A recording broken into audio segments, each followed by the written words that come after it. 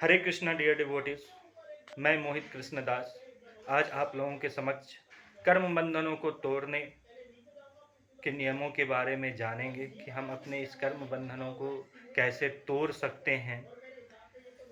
जैसा कि आप जानते हैं कि हम लोग बद्ध जीवन, अब आप पूछेंगे ये बद्ध जीवन क्या है, तो बद्ध ऐसा जीवन जो माया या संसार के बंधन में बंधा हो, जहाँ पग पग पर बिना जाने पाप कर्म होते हैं। हम लोग बिना अनजाने पाप कर्म करते रहते हैं क्योंकि हम जन्म से ही अज्ञान हैं। क्या है? हम लोग जन्म से अज्ञान हैं। क्यों अज्ञान है?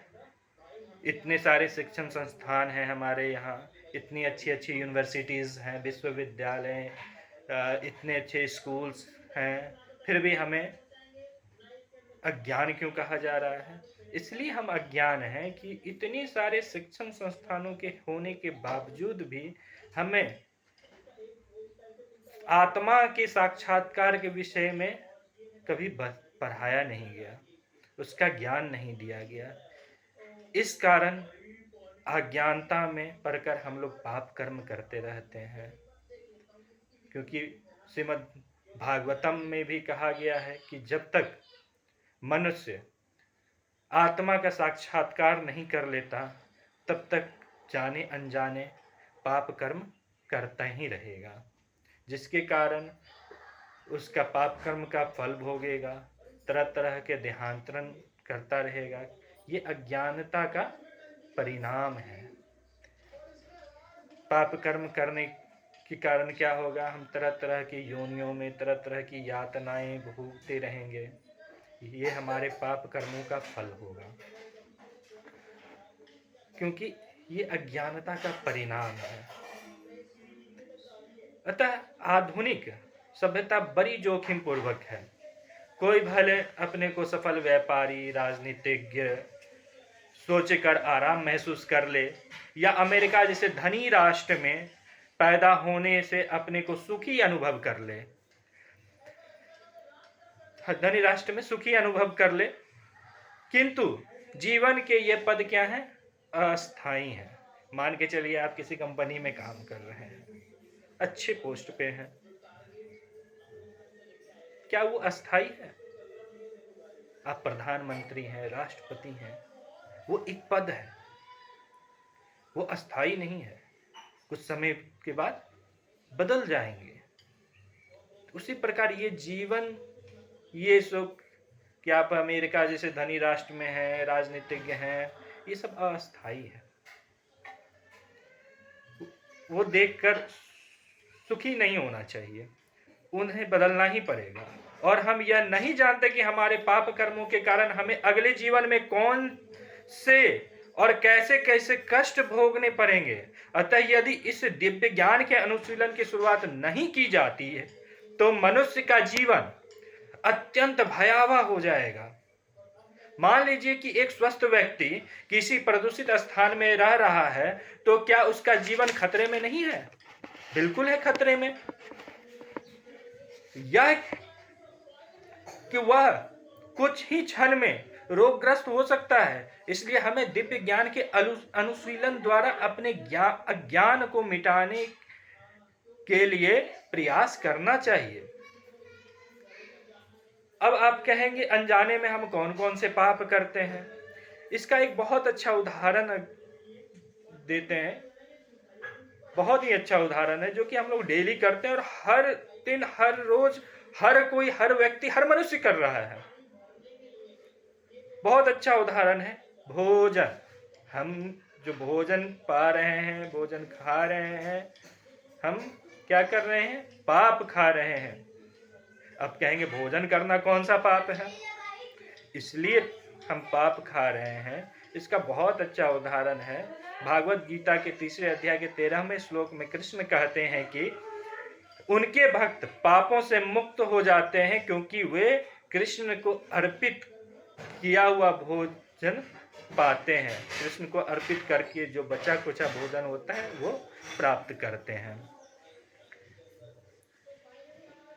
और जो अभक्त होते हैं, जो कृष्ण की शरण में नहीं है, भोजन वो भी पका रहे हैं, वो भी खा रहे हैं, लेकिन किसके लिए? वो अपने इंद्रिय तृप्ति के लिए, कृष्ण के लिए नहीं। वो अपने इंद्रिय तृप्ति के लिए भोजन पका रहे हैं और खा रहे हैं कि उन्हें ये अच्छा लग रहा है, उन्हें आज ये खाना है तो ये बनाए, ये खाए, लेकिन भगवान को अर्पित नहीं किया। तो भगवान कहते हैं कि जो मनुष्य, जो भी व्यक्ति, जो भी मनुष्य हमें भोजन अर्पित करके प्रसाद पाता है, वो पापों से मुक्त हो जाता है। और जो अभक्त है वो सिर्फ भोजन के तौर पे पाप खाते हैं। अब देखिए, मंदिर में और भक्त के यहाँ भोजन बनाना और खाना उसे क्या करता है? भक्त को पाप से मुक्त करता है। और अभक्त वो भी भोजन बना रहा है, दोनों जगह क्रियाएं एक ही हो रही है, कर्म एक ही हो रहा है, भोजन बनाना और खाना। लेकिन भक्त क्या कर रहा है? भक्त कृष्ण को अर्पित करके भोजन प्राप्त कर रहा है, और अभक्त अपने लिए भोजन बना रहा है और पा रहा है। क्योंकि तो अभक्त क्या खा रहे हैं? पाप खा रहे हैं। क्यों? दोनों जगह एक ही कार्य हो रहा है। तो भोजन कृष्ण के लिए बनाया तथा खाया जाता है, वहां पाप कर्मों से छुटकारा मिलता है, मुक्ति मिलती है। अनजाने में जो हम कुछ पाप कर रहे हैं प्रसाद खा के, कुछ पूरी तो कटित नहीं हो सकती, लेकिन कुछ हद तक माफ हो सकती है। कृष्ण भावना अमृत कार्यों के क्षेत्र से बाहर किया जाने वाला कोई भी कर्म हमें क्या करता है? प्रकृति के गुणों से बांधता है। कोई भी काम अगर हम कृष्ण भावना अमृत में रहकर नहीं कर रहे हैं तो हमें प्रकृति के गुणों से बांधेगा। समानता आपको पाप कर्मों में फंसाया जाएगा। क्या होगा? हमारा पाप कर्म में हम फंसते जाएंगे। उसमें से भी कुछ लोग बहुत सतर्क होते हैं, थोड़े बुद्धिमान होते हैं, तो वो पाप कर्म करने से क्या होता है? बचते हैं, वो पुण्य कर्म करते हैं। तो पुण्य कर्म करते हैं तो वो क्या हो गए? पुण्य आत्मा हो गए। तो पुण्य आत्मा होने के कारण क्या होगा उनका? मुक्ति मिल जाएगी? नहीं। वो अगर पुण्य आत्मा है तो उन्हें क्या होगा? अगले जीवन में किसी धनी या राजसी परिवार में जन्म पा सकते हैं, या अत्यंत सुंदर हो सकते हैं, या अत्यंत बुद्धिमान बनने का अवसर प्राप्त हो सकता है। ये पुण्य कर्मों के उनके फल हैं। किंतु आप पुण्य आत्मा हो या पापी, किसी न किसी माता के गर्भ में प्रवेश तो करना पड़ेगा, और यह यातना बहुत ही कठोर होती है। इसे हम क्या है? भूल चुके हैं। जबकि इतने बार हम लोगों ने देहांतरण किया, 84 लाख योनियां, 84 लाख योनियों के बाद ये मनुष्य जीवन मिला, और हम इतनी यातनाओं को भूल चुके हैं। आप चाहे अत्यंत धनवान तथा राजसी कुल में जन्म लें, या किसी पशु के गर्भ में जन्म लें, आपका क्या होगा? जन्म, जरा, रोग तथा मृत्यु की पीड़ा तो उठानी ही पड़ेगी। क्या? ये तो उठानी ही पड़ेगी। तो कृष्ण भावना अमृत आंदोलन आपको जन्म, मृत्यु, जरा तथा व्याधि, इन 4 समस्याओं से निवारण का अवसर प्रदान करती है। क्या करती है? ये जन्म, मृत्यु, जरा तथा व्याधि, ये 4 समस्याओं के निवारण का अवसर प्रदान करती है। किंतु यदि आप पाप कर्म करते जाएं और पाप की रोटी खाते जाएं तो ये कष्ट जैसे की तैसे बने रहेंगी।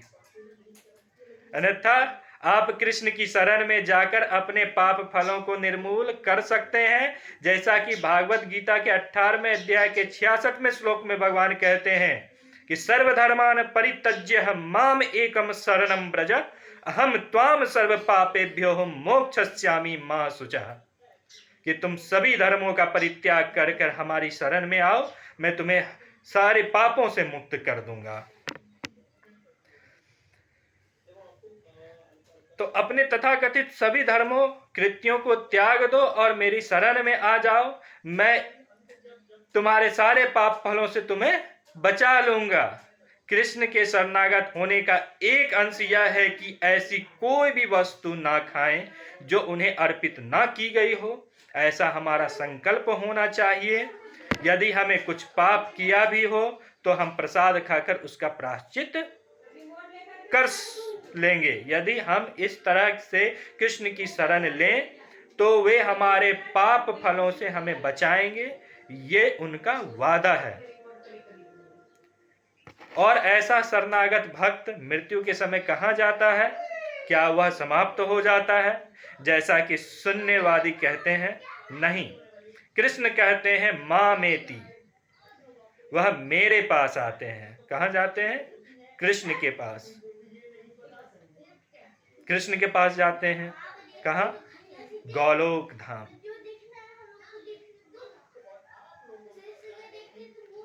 और वहां जाने का लाभ क्या होता है? मामुपेत्य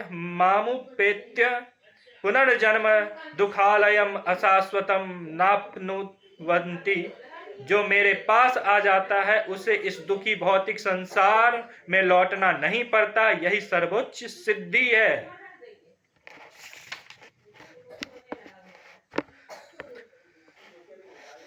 जो कृष्ण के पास चला जाता है उसे इस भौतिक संसार में फिर वापस नहीं लौटना पड़ता है। वो क्या हो जाता है? जन्म जरा मृत्यु रोग व्याधि से छुटकारा पा लेता है। उसे इस भौतिक संसार में नहीं आना पड़ता है, 84 लाख की योनियों की यातनाएं नहीं झेलनी पड़ती है। अब कोई कहता है कि मैं भगवान को नहीं मानता, कृष्ण को नहीं मानता, मैं नहीं देखा हूं, मैं नहीं मानता। जो ये कहता है उसने देखा है कृष्ण को। जो अभक्त हैं उन्हें भगवान किस रूप में दिखेंगे? मृत्यु के सिंह के रूप में। मृत्यु के सिंह के रूप में। हिरण्यकशिपु को भगवान किस रूप में दिखे थे? मृत्यु के रूप में। और प्रहलाद महाराज को किस रूप में दिखे थे? एक मेमने के रूप में। मेमना कितना प्यारा होता है, उसी रूप में भगवान प्रहलाद महाराज को दिखे थे। अगर आप भगवान से प्रेम करते हैं, जो भक्त हैं, भगवान के प्रेमी हैं, भगवान की शरण में हैं, उसे भगवान एक प्रेमी, एक मेमने के रूप में दिखेंगे। और जो अभक्त हैं उसे हिरण्यकशिपु की तरह मृत्यु के सिंह के रूप में दिखेंगे। वस्तुतः हर व्यक्ति कृष्ण की सेवा में लगा रहता है, चाहे प्रेमवश हो या बाध्यवश हो। यहाँ क्या है? हमारा जो ये जीवन है, हमें जो ये मनुष्य जीवन मिला है, उसमें हम कृष्ण की सेवा के लिए बाध्य हैं, चाहे प्रेमवश हो या बाध्यवश हो। हमें कृष्ण की सेवा करनी ही पड़ेगी। जो भौतिक जीवन में फंसा हुआ है वह कृष्ण की सेवा में संलग्न है, क्योंकि उसे कृष्ण की बहिरंगी भौतिक शक्ति की सेवा करने के लिए बाध्य किया गया है। यह वैसा ही है जैसा कि हम किसी राज्य के नागरिकों के साथ होता है। कोई चाहे नियम पालक नागरिक हो या अपराधी, वह राज्य के अधीन ही होता है। अपराधी यह कह सकता है कि उसे राज्य की परवाह नहीं है, किंतु तब पुलिस उसे बंदी बनाकर राज्य की सत्ता स्वीकार करने पर विवश कर देती है और उसे वहां की सत्ता मानना ही पड़ता है। इसका एक उदाहरण आप ये भी समझ सकते हैं कि आप कहीं अगर नौकरी कर रहे हैं, जॉब कर रहे हैं, किसी प्राइवेट कंपनी में हैं, अगर आप वहां के नियमों को नहीं मानते हैं, नहीं फॉलो करते हैं, तो आपको नौकरी से निकाल दिया जाएगा, है कि नहीं? तो आपको क्या है, वहां बाध्यवश क्योंकि वहां से आपको मंथली सैलरी तो आएगी ना, तो आप क्या है, सैलरी के लिए बाध्य हैं। नौकरी छूट जाएगी तो सैलरी कहाँ से आएगी? तो बाध्यवश आप वहां के नियमों को फॉलो करते हैं, वहां का नियम पालन करना पड़ता है आपको। उसी तरह यहां भी आपको इस भौतिक जगत में कृष्ण की सेवा के लिए कोई प्रेमवश या कोई बाध्यवश बंधा हुआ है। इस कोई माने या ना माने, चैतन्य महाप्रभु की इस दर्शन को कि हर जीव कृष्ण की का नित्य सेवक है, वह उनका सेवक बना रहता है। अंतर केवल इतना ही होता है कि नास्तिक से कृष्ण को उसके स्वामी के रूप में मानने के लिए वाध्य किया जाता है और भक्त स्वेच्छा से उनकी सेवा करते हैं। यह कृष्ण भावनामृत आंदोलन लोगों को यह शिक्षा देती है कि वे ईश्वर के नित्य दास हैं और उन्हें स्वेच्छा से उनकी सेवा करनी चाहिए।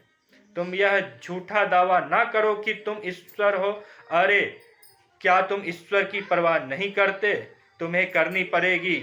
महान असुर हिरण्यकशिपु ने भी ईश्वर की परवाह नहीं की थी, तो उन्हें ईश्वर ने मार डाला। नास्तिक को ईश्वर मृत्यु के सिंह के रूप में दिखेंगे और भक्त को भगवान एक मेमने, एक प्रेमी के रूप में दिखेंगे। यदि आप भक्त हैं और आध्यात्मिक जीवन के इस दर्शन को समझते हैं, तो फिर आप चाहे क्षण भर जीवित रहें या 100 वर्ष, इससे कोई अंतर नहीं पड़ता। आप क्षण भर भी जीवित हैं या 100 वर्ष भी जीवित हैं, इससे कोई फर्क नहीं पड़ता। अन्यथा जीवित रहने से क्या लाभ?